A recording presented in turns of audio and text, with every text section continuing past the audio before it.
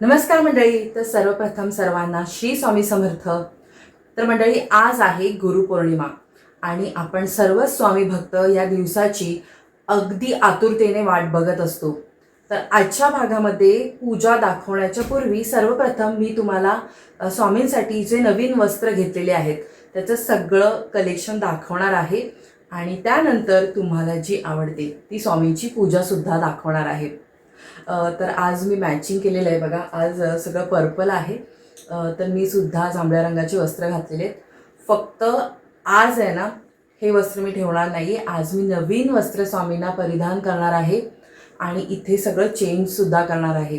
पण त्यापूर्वी म्हटलं आपण स्वामींना मस्तपैकी मॅचिंग करूयात आणि तुमच्याशी बोलूयात. तर स्वामींसाठी आहेत ना, मी काही वस्त्र हे ऑनलाईन मागवले होते, म्हणजे ज्योतिताईंकडून मागवले होते, कस्टमाइज करून घेतले होते. त्यापैकी एक वस्त्र म्हणजे हे जांभळ्या रंगाचं वस्त्र. तर हे वेल्वेटमध्ये आहे आणि जो तुम्ही बघत आहात स्वामींचा मुकुट, तो सुद्धा मी स्पेशली आषाढी एकादशीसाठी मागवला होता. तर तो सुद्धा मी तुम्हाला जवळून दाखवणारच आहे. आणि हे जे वस्त्र आहे वेल्वेटचं पर्पल रंगाचं, तर ह्याच्यावरती ना सुंदर असा फेटा आहे. तर तो सुद्धा मी तुम्हाला दाखवेन, ह्याचा जो ओरिजिनल आहे तो.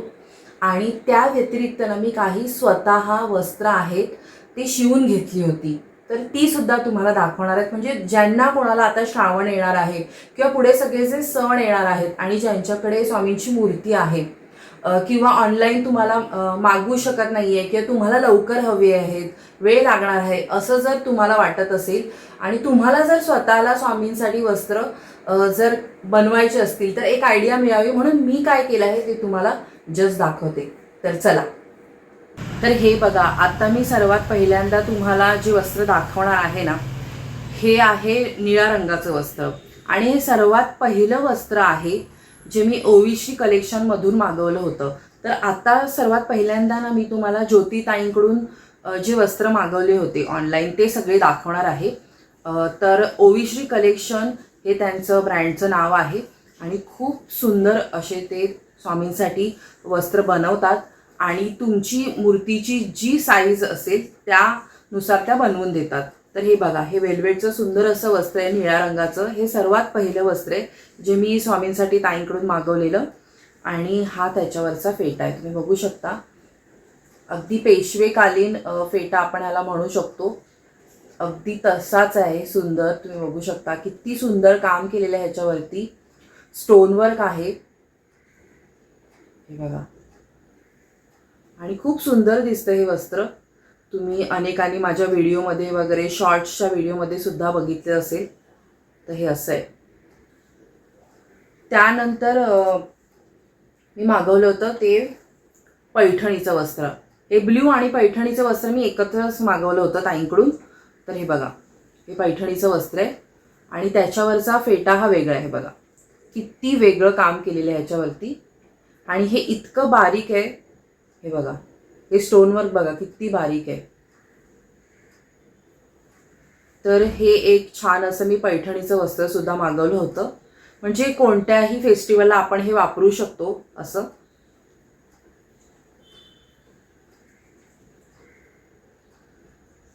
त्यानंतर आत्ता मी जे आषाढी एकादशीला स्वामींना परिधान केलं होतं ते होतं जांभळ्या रंगाचं वस्त्र.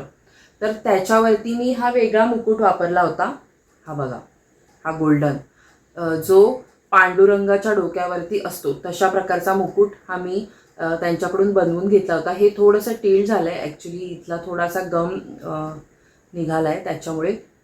हे बघा, हे असं आहे. खूप सुंदर दिसतं हे मुकुट घातल्यावरती. तर हे मी घातलं होतं आणि हे सेपरेट आहे, ह्याच्यावरती वस्त्र नाही आहेत. जर तुम्हाला हवे असतील तर तुम्ही मागवू शकता, पण हे मी फक्त मुकुट ताईंकडून ऑर्डर केलं होतं. आणि जे पर्पल रंगाचं मी वस्त्र जे परिधान केलं होतं त्याच्यावरचा हा ओरिजिनल मुकुट आहे. किती सुंदर आहे बघा, किती बारीक काम केलेलं आहे. आणि मी ताईंना काहीच सांगितलं नव्हतं की मला असं पाहिजे तसं पाहिजे. हे सगळी त्यांची स्वतःची क्रिएटिव्हिटी आहे. बघा किती सुंदर दिसतंय. आणि हे वस्त्र आहे हे असं खूप सुंदर दिसतं देवांना परिधान केल्यावरती. तर पुन्हा केव्हा जेव्हा मी पर्पल रंगाचं जेव्हा थीम ठेवीन तेव्हा ही पगडी मी नक्की स्वामींना म्हणजे वापरेन आणि तुम्हाला दाखवेन की स्वामींनी परिधान केल्यावरती किती सुंदर दिसते. आणि मी स्वामींना वारकरी वस्त्रसुद्धा एक मागवलं होतं, ते सुद्धा तुम्हाला दाखवते. हे बघा, हे व्हाईट रंगाचं सुंदर असं वस्त्र आहे आणि त्याला ही रेड छान अशी लेस आहे. खूप छान वाटतं हे स्वामींना घातल्यावरती. हे तुम्ही श्रावणात सुद्धा वापरू शकता आणि प्रत्येक एकादशीला सुद्धा आपण हे वस्त्र वापरू शकतो. हे बघा, आणि ही पगडी आहे, ही वारकरी पगडी आहे छान.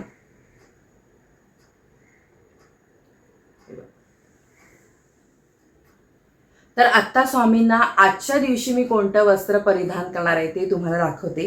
तर मी स्वामींना आजच्यासाठी छान असं केशरी रंगाचं खणाचं वस्त्र हे ऑर्डर केलेलं आहे. हे बघा, खूप सुंदर. आणि आज ना गुरुपौर्णिमेला स्वामींना तुम्ही केशरी किंवा पिवळ्या रंगाचे वस्त्र परिधान करा. हे बघा, आणि ही खूप सुंदर अशी त्यावरची टोपी आहे, किती छान आहे बघा, खूप सुंदर आहे. त्याच्यावरती हा छोटासा असा नामसुद्धा त्यांनी बनवलेला आहे, ते पण स्टोन वर्क आहे. हे बघा, एकदम सिंपल आणि सोबर असं हे वस्त्र आहे. तर आत्ता मी जे सगळं तुम्हाला वस्त्रांचं कलेक्शन दाखवलं ते मी ओविश्री कलेक्शनमधून घेतलेलं होतं. आणि त्याशिवाय मी स्वतः काहीही वस्त्र स्वामींसाठी शिवून घेतलेली आहेत. तर त्या संदर्भात सांगते. बघा, आपण कोणत्याही जेव्हा मॅचिंग सेंटरमध्ये जातो तेव्हा आपण साड्यांसाठी ब्लाऊज आपले मॅचिंग घेतोच, पण त्या शॉपमध्ये त्यांच्याकडे उरलेले कटपीस असतात आणि ते तुम्ही हवे त्या साईजमध्ये वगैरे घेऊ शकता आणि तुम्हाला ते अगदी कमी किमतीमध्ये मिळतात. तर अगदी 50-60 रुपयात मिळतात. मी खरं सांगते तुम्हाला. तर माझी स्वामींची मूर्ती मोठी आहे, तर तुमची जर लहान असेल तर उरलेले वगैरे ते पीस तुम्ही अगदी लहान जरी असतील ते तुम्ही घेऊ शकता. त्याला लेस लावून घ्या, अगदी सुंदर दिसतात. म्हणजे तसे तुम्हाला वस्त्र कुठे मिळणार पण नाही. तुम्ही स्वतःचे असे इनोव्हेटिव्ह आणि अगदी युनिक अशी वस्त्र स्वामींसाठी बनवून घेऊ शकता. मग राहिला प्रश्न तो म्हणजे फक्त मुकुटाचा. तर त्यासाठी पण आपल्याकडे एक सोल्युशन आहे. तर तुम्ही काय करू शकता, तुम्ही या ताईंकडून एक गोल्डन रंगाचं मुकुट बनवून घ्या किंवा तुम्ही मेटलचं सुद्धा एखाद्या पूजेच्या शॉपमध्ये जाऊन तिथून छान असं मेटलचं सुद्धा गोल्डन रंगाचं मुकुट हे स्वामींसाठी घेऊ शकता. म्हणजे तुमचं काम होईल. म्हणजे नेहमी तुम्हाला प्रत्येकाला मॅचिंग शिवायलाच लागेल असं काही नाही आहे. पण तुम्हाला जर आवड असेल तर तुम्ही ताईंकडून मागवा. मी तर तुम्हाला सांगेन की असे वेगवेगळे इनोव्हेटिव्ह तुम्हाला कुठेच मिळणार नाहीत. तर ते जर तुम्हाला शक्य नसेल तर हा एक छोटा सोपा मार्गसुद्धा मी तुम्हाला सुचवला आहे. तर चला मी तुम्हाला दाखवते की मी काय काय बनवून घेतलेलं आहे. तर हे बघा, हे एक ब्ल्यू रंगाचं वस्त्र आहे, खूप सुंदर आहे. स्वामींना घातल्यावरती अगदी छान दिसेल आणि त्यालाही मी छान अशी गोल्डन लेस ही लावून घेतलेली आहे. हे बघा, हे असं आपण फोल्ड करून सुद्धा वापरू शकतो. तर खूप सुंदर आहे.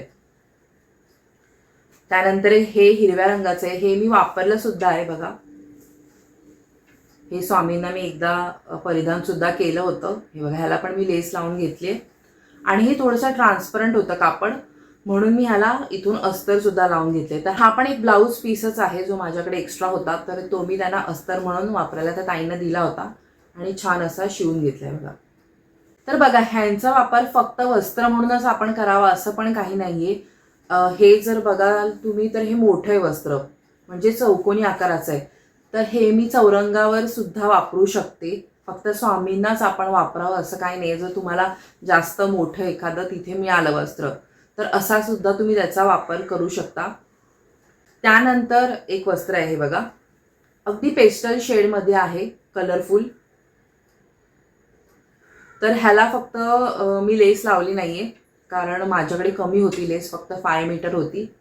तर मी ताईंना ती पुन्हा एकदा घेऊन लेस ह्या सगळ्याला ज्याला लेस नाहीये ती लावून घेणार आहे. ते हे बघा. त्यानंतर हे एक वस्त्र आहे, हे सुद्धा मी स्वामींना परिधान केलं होतं. हे बघा, खूप सुंदर आहे हे पण. ह्याला पण छान अशी मी गोल्डन लेस ही लावून घेतलेली आहे. हे बघा, घातल्यावरती पण स्वामींना खूप छान दिसतं. ह्याचा व्हिडिओसुद्धा असेल आपल्या चॅनलवरती, तो बघू शकता तुम्ही. हे बघा, खूप सुंदर आहे, कलरफुल आहे. आणि हे एक पैठणीचं वस्त्र आहे. हे बघा, तर ही जी आधी जी मी ताईंकडून पैठणी मागवलेली ती त्याच्यावरती वेगळी डिझाईन आहे. आणि ह्याच्यावरती तुम्ही बघू शकता छान छान असे मोर वगैरे आहेत. मस्त आहे ही पण एक. तर हे पण छान दिसेल. जर तुम्ही लाल रंगाचं बॅकग्राऊंड वगैरे केलं तर हे तुम्ही घालू शकता, म्हणजे स्वामी असे उठून दिसतील वेगळं. किंवा तुम्ही जांभळ्या रंगाचा कॉन्ट्रास्ट पण करू शकता. तर रंगसंगती तुम्ही वेगवेगळी करू शकता. वस्त्र जे तुमचे कलरचे आहे त्याला कॉन्ट्रास्ट तुम्ही घ्यायचं. किंवा वस्त्र जर तुमचं डार्क रंगाचं असेल तर तुम्ही लाईट शेडमध्ये देवारातले वस्त्र वापरा, खूप सुंदर दिसतं. तर असो, हे सगळं माझं कलेक्शन होतं. तर ह्याच्यातून तुम्हाला आय होप की थोडीशी आयडिया मिळाली असेल की तुम्ही कशा प्रकारे देवांना वस्त्र हे परिधान करू शकता. एकतर तुम्ही ऑनलाईन मागवू शकता किंवा दुसरा पर्याय हा आहे की तुम्ही स्वतः असे वस्त्र विकत आणून कस्टमाइजसुद्धा करू शकता. तर आत्ताच आपण स्वामींच्या सगळ्या वस्त्रांचं कलेक्शन बघितलेलं आहे. आणि आता मी गुरुपौर्णिमेच्या पूजेला सुरुवात करणार आहे. तर सर्वप्रथम देव्हाऱ्यातलं वस्त्र चेंज करणार आहे. स्वामींना सुद्धा नवीन वस्त्र हे परिधान करणार आहे. आणि त्यानंतर माझी जी पूजा मांडणी आहे ती तुम्हाला मी सगळी दाखवेनच. तर चला आजच्या पूजेला सुरुवात करूयात. तर आज इतका छान दिवस आहे तर म्हटलं थोडेसे देवसुद्धा उजळवून घेऊयात. तर देव जास्त काळे पडले नव्हते, चांगले चमकत होते. पण पुन्हा आता बघा, रविवारीसुद्धा संकष्ट चतुर्थी आहे. मग तेव्हा मला करत बसण्यापेक्षा म्हटलं आता एकदाच जर आपण करून घेतले तर रविवारपर्यंत ते छान असे चमकत राहतील. तर हवामानाचा परिणाम हा चांदीच्या वस्तूंवर होतो. सध्या बघा पावसाळा आहे, थंडावा आहे, त्याच्यामुळे मूर्ती फार काळ्या पडलेल्या नव्हत्या. तुम्ही बघू शकता. फक्त ही जी लक्ष्मीची माझी मूर्ती आहे ना ती काळी पडली होती.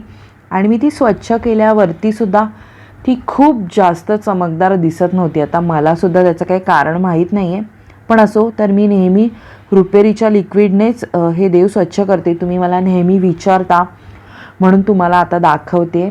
तर छान हे कापसाने पुसून घ्यायचे आणि स्वच्छ लिक्विड सोपमध्ये टाकून धुवून घ्यायचे. त्याच्यानंतर स्वच्छ पाण्याने एकदा धुवून घ्यायचे आणि कोरडे करून मग तुम्ही त्यांची पूजा ही करू शकता.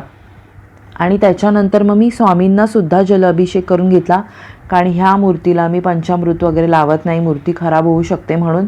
आणि मी जे नवीन वस्त्र तुम्हाला सांगितले होते की खणाचे वस्त्र मी आज स्वामींना परिधान करणार आहे, तर ते मी त्यांना आज घालणार होते. तर तुम्ही बघू शकता खूप सुंदर दिसतात. आणि ह्याचा एक प्रॉब्लेम झाला आहे की ह्याची जी कंथा टोपी आहे ती थोडीशी सैल झाली आहे. तर मी जुगाड केला होता, इथे स्टेपलर लावून घेतलं होतं. आणि छानपैकी मग ज्या मूर्ती स्वच्छ केल्या होत्या त्या सर्व मांडणी मी करून घेतली. आज देवाऱ्यामध्ये सगळं ऑरेंज कलरचंच होतं. तर व्हिडिओ मोठा होईल म्हणून पुढच्या आपण भागामध्ये बघणार आहोत. संपूर्ण पूजा मी गुरुपौर्णिमेची तुम्हाला दाखवणार आहे. तर हा व्हिडिओ मी इथेच थांबवते, पण पुढच्या भागामध्ये तुम्हाला संपूर्ण पूजा ही बघायला मिळेल. तर मंडळी, आजचा हा भाग तुम्हाला कसा वाटला हे कमेंट्समध्ये मला नक्की कळवा. आवडला असेल तर लाईक करा, शेअर करा, हाईप करा. पुढल्या भागात भेटूया एका नवीन विषयासह. तोपर्यंत लोक बसावा. धन्यवाद.